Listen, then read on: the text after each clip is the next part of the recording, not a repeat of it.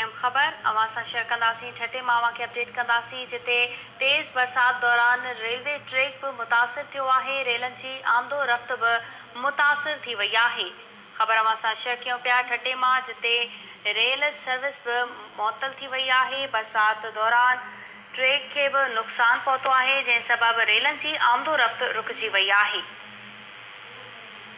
अहम ख़बर ठटे मां सां शेयर कयूं पिया। ठटे में तेज़ बरसात दौरान रेल इंतज़ामिया बि तमामु घणी मुतासिर थी आहे। ख़बर अवां सां शेयर कयूं पिया। ट्रेन सर्विस बि तमामु घणी मुतासिर थी आहे ऐं ट्रेनुनि जी आमदो रफ़्त में बि तमामु घणी घटिताई आई आहे।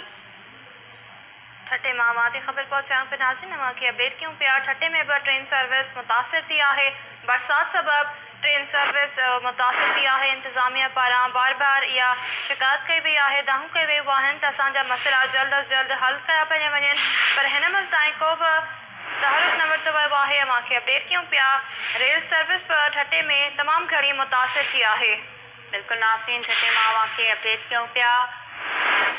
129 ऐं 149 मेल वटां बरसाती वहकिरे सबबि ट्रैक खे नुक़सान पहुतो आहे जंहिं करे ट्रेन सर्विस बहाल न थी सघी आहे। रेलवे इंतज़ामिया मियां हज़ारा एक्सप्रेस ऐं मोहन जो दड़ो ट्रेन खे झंपी रेलवे स्टेशन ते रोके छॾियो आहे। ठटे ज़िले में ज़ोरदार बरसात सबबि रेलवे ट्रैक खे बि सख़्तु नुक़सान पहुतो आहे। ट्रेनुनि जी आमद रफ़्त बि मुअतल थी वई आहे।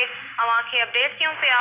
139 ऐं 140 मील वटां बरसाती वहकिरे सबबि ट्रैक खे नुक़सान पहुतो आहे। ट्रेनुनि खे झंपी रेलवे स्टेशन ते रोकियो वियो आहे। रेलवे इंतज़ामिया मियां हज़ारा एक्सप्रेस खे मोहन जो दड़ो ट्रेन खे झंपी रेलवे स्टेशन ते रोके छॾियो आहे। ख़बर अवां सां शेयर कयूं पिया। ठटे ज़िले में ज़ोरदार बरसात सबबि रेलवे ट्रैक खे बि सख़्तु नुक़सान पहुतो आहे। ट्रेनुनि जी आमदो रफ़्त मुअतल थी वई आहे।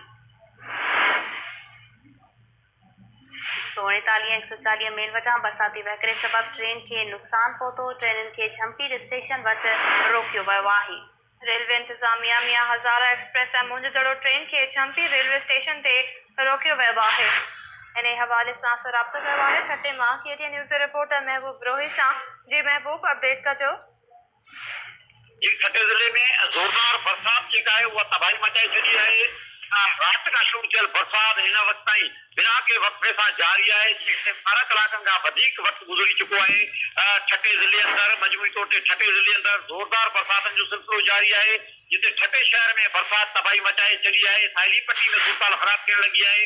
उते ठटे जी कोस्तानी इलाइक़नि में ठटे जी जाम शोरो ऐं ठटे जी जाबलू इलाइक़नि मां कोस्तानी जेके जाबलू इलाइक़ा आहिनि उन्हनि तां जेके बरसातूं नयूं जिते वही अची रहियूं नयनि जे नतीजे में जेके मुख़्तलिफ़ पुलियुनि खे ख़तरा लाॻ थिया आहिनि। ज़मीनी राब्ता कटिजी विया आहिनि।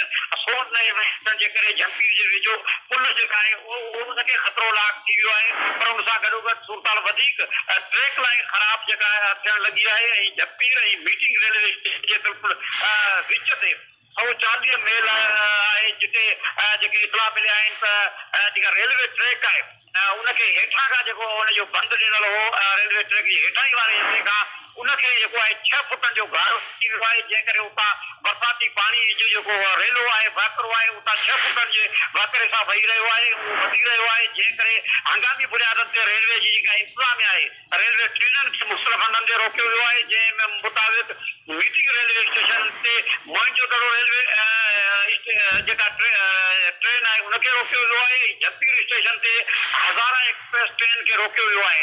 ऐं जेका रेलवे ट्रैक जी बहाली लाइ ऐं हिफ़ाज़ती इंतज़ाम खे यकीनी बनाइण लाइ वधीक रेलवे ट्रैक जेको आहे महफ़ूज़ बनाइण लाइ जेका कोटड़ी खां जेका हिफ़ाज़ती जेका ट्रेन आहे जेको रिलीफ ट्रेन आहे उनखे रवानो कयो वियो आहे। जंहिंमें मैकेनिकल टेक्निकल इंजीनियर मौजूदु आहिनि। पर हिकु सूरताल वधीक उन वक़्तु दिलचस्पी पैदा थी वई जॾहिं झंपीर में BRL जेका हज़ारा एक्सप्रेस ट्रेन आहे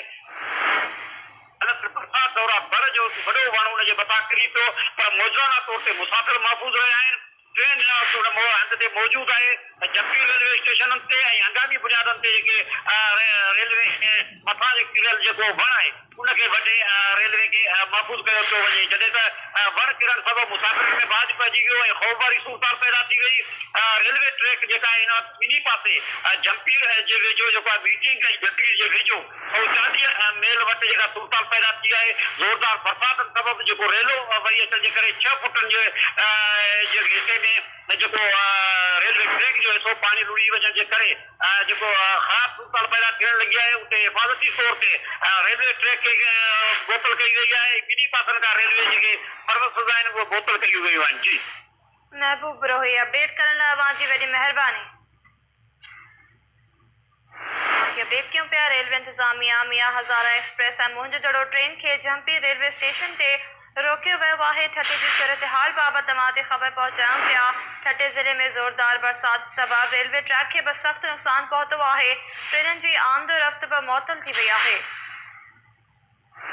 139 ऐं 140 मेल वटां बरसाती वहकिरे सबबि ट्रैक खे नुक़सानु पहुतो आहे। ट्रेननि खे झम्पी रेलवे स्टेशन ते रोकियो वियो आहे। ख़बर मां सां शेयर कयूं पिया रेलवे इंतज़ामिया मियां हज़ारा एक्सप्रेस ऐं मुंहिंजो दड़ो ट्रेन खे झम्पी रेलवे स्टेशन ते रोकियो वियो आहे। ठटे मावा खे ख़बर ॾियूं पिया ठटे ज़िले में ज़ोरदार बरसात सबबि रेलवे ट्रैक खे बि सख़्तु नुक़सानु पहुतो आहे। ट्रेननि जी आमदो रफ़्त मुअतल थी वई आहे। ॿी ख़बर शामिल कंदासीं अवां खे।